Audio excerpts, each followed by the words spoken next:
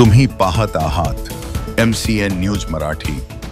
राज्यात स्थानिक स्वराज्य संस्थेच्या निवडणुकीचा बिगुल वाजल्यामुळे त्या अनुषंगाने 8 ऑक्टोबर रोजी स्थानिक नगर परिषदच्या सभागृहामध्ये प्रभागनिहाय सदस्यांसाठी आरक्षण उपविभागीय अधिकारी यांच्या समक्ष काढण्यात आले। नगर परिषद सार्वत्रिक निवडणुकीचा कार्यक्रम जाहीर झाल्यापासून शासकीय यंत्रणा कामाला लागली असून जळगाव नगर परिषदमध्ये एकूण 10 प्रभाग तयार करण्यात आले आहेत। त्यामध्ये एकूण 21 सदस्यांचा समावेश असणार असून आज प्रभागनिहाय आरक्षण काढण्यात आले।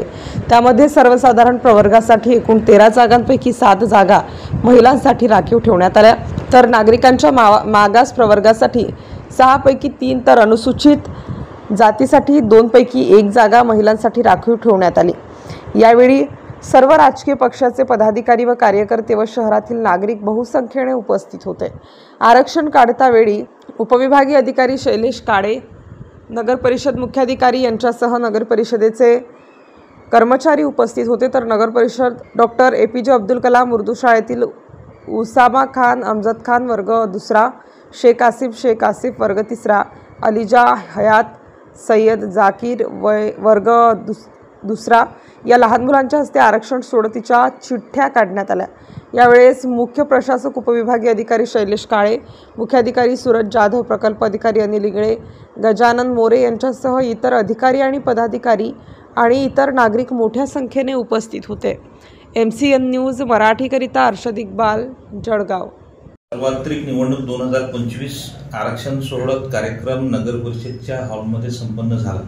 त्याच्यामध्ये कशा प्रकारे सोडत काढण्यात आली याची माहिती देऊ। आपण शासनाचं सार्वत्रिक निवडणूक 2025 चे 3 ऑक्टोबर 2025 चे आदेश आणि अधिसूचना यांच्यानुसार माननीय उपविभागीय अधिकारी यांच्या अध्यक्षतेखाली नगर परिषद जळगाव जामोद येथे आज आयोजित केलेल्या कार्यक्रमामध्ये एकूण 10 प्रभागांच्या आरक्षण सोडतीचा कार्यक्रम आयोजित करण्यात आला होता।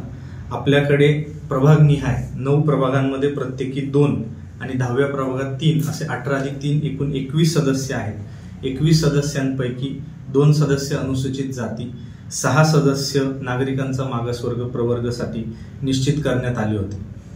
नागरिकांच्या अनुसूचित जातींसाठी उतरत्या क्रमाने असलेल्या लोकसंख्येचा आधार घेऊन प्रवर्ग साठी 9 क्रमांकाचा प्रभाग आणि 2 प्रभागाचा क्रमांक निश्चित करण्यात आला होता।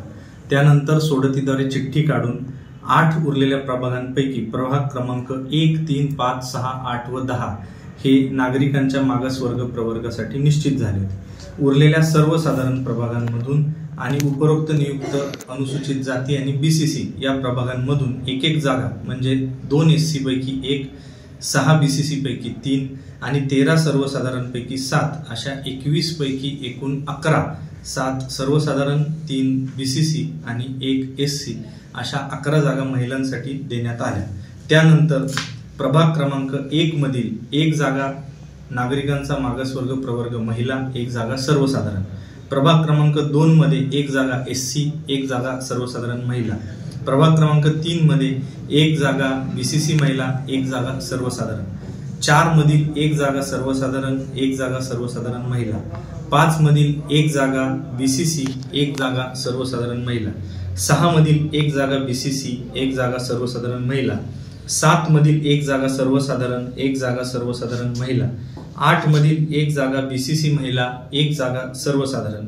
9 मधील 1 जागा अनुसूचित जाती महिला तर 1 जागा सर्वसाधारण व शेवटच्या प्रभाग क्रमांक 10 मध्ये 1 जागा नागरिकांचा मागासवर्ग प्रवर्ग आणि उरलेल्या 2 जागा सर्वसाधारण महिला अशा पद्धतीने 21 जागा आरक्षित निश्चित करण्यात आल्या। पैकी 2 जागा SC साठी, 6 जागा BCC साठी निश्चित करण्यात आल्या। 2 पैकी 9A ही जागा महिलांसाठी, 8, 1, 3 या जागा BCC महिलांसाठी, तर प्रभाग क्रमांक 2, 4, 5, 6, 7 मधील जागा सर्वसाधारण महिलांसाठी व 10 मधील 2 जागा सर्वसाधारण महिलांसाठी अशा पद्धतीने निश्चित करून देण्यात आल्या।